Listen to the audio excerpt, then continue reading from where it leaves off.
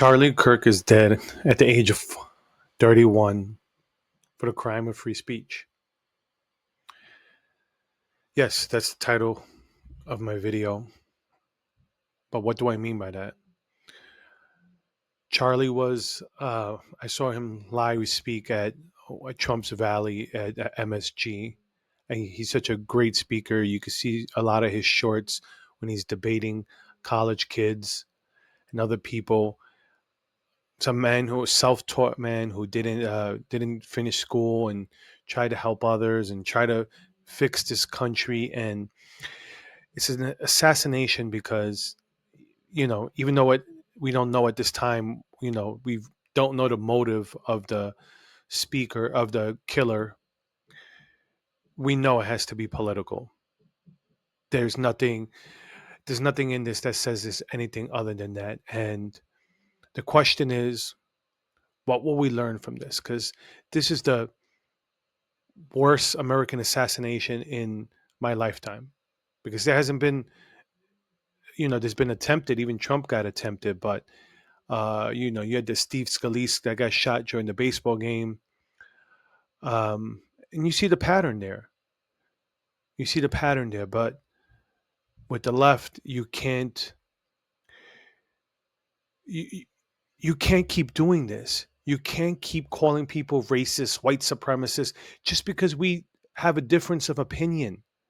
Some of us aren't even white that agreed with Charlie, and then you call us white supremacists. You labeled Larry Elder the black face of white supremacy just because the fact that his solutions are different than yours.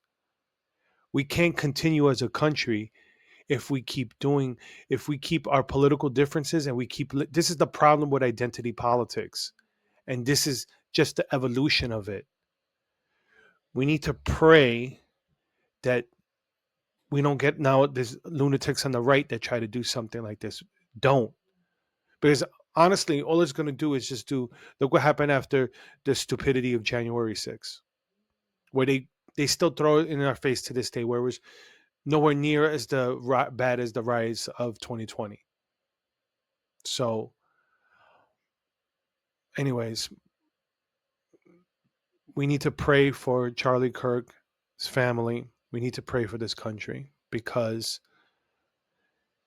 at the end of the day, we're still a country right now. We need to unite at this moment instead of coming apart. So I pray that this wakes everybody up. And I did a little. I'm gonna have to cut that down. What I said in the other video. But this is where I'm gonna put this on YouTube, Rumble, and I'm angry. I'm sad. As soon to be 47-year-old, granted, I would have had to have been young, but I'm old enough that Charlie Kirk could have been my son. And that's what brings it close to home for me. And the fact that I'm a father and I have 2 kids.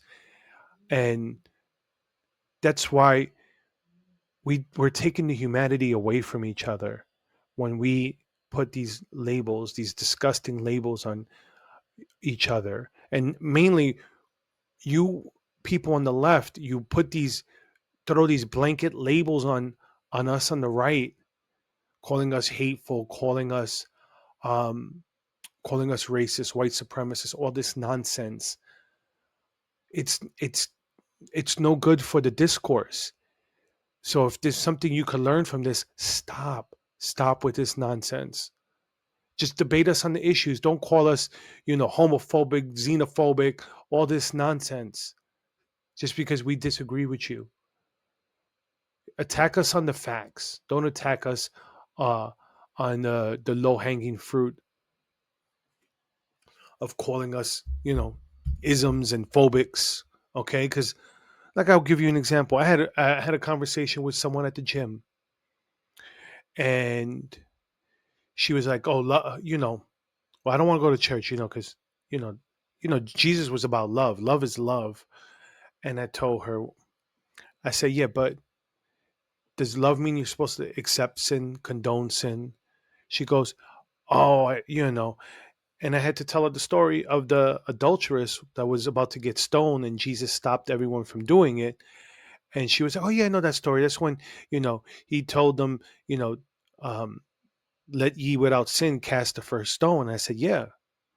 But you know what he said afterwards? She goes, no. And I go, he told her, and now go forth and sin no more. Didn't say continue sinning.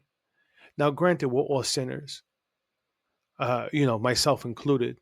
Yeah, um, I have my belief shirt on for the video just because I wanted to be somewhat positive. I mean, I was cursing with my friends. I'm not going to say here because, like I said, I was angry. I'm still angry. But the difference about being a believer and not being a believer is you don't get caught up in that anger. We learn, yes, turning the other cheek, teaching, forgiving is a Christian trait. Not every Christian does it well. It's hard. You know, I've, I've made my mistakes with that in the past too. But here we are at a crossroads in this country where we could take two paths. We could continue down the path that we've been going through, where people are, going to continue hating each other, going to continue angry, and all it's going to lead is to civil war. But we could take the other path where we go, okay, you know what? Let's stop with this rhetoric where we don't know what's in people's hearts. So don't say people are full of hate. Don't say people, you know, stop with this stuff. Let's debate on the issues and stop uh, throwing names at each other. And let's come together in that. Let's come together. Let's have some good come out of this. Because if not, then we're doomed. And I don't want that for my kids. And neither should you. So, the left, please take this as a teaching moment instead of, you know, all this disgusting stuff that I seen. You know, granted, Twitter, X is a cesspool. Social media is a cesspool. Period. Where you see people praising this, but it's not a surprise. They praised um, the United Healthcare CEO killer. They glorified him. So you people talk about us on the right, and but where do you see us killing someone like that and glorifying that person? You don't see that. We'll go out of you had people, for the beginning of January 6th condemning it completely without even knowing all the facts. Because now we know the facts. We know anyway. Let's not litigate that. That's not what this video is about. It's time for unity or division. Question is, where do you want to be on that issue?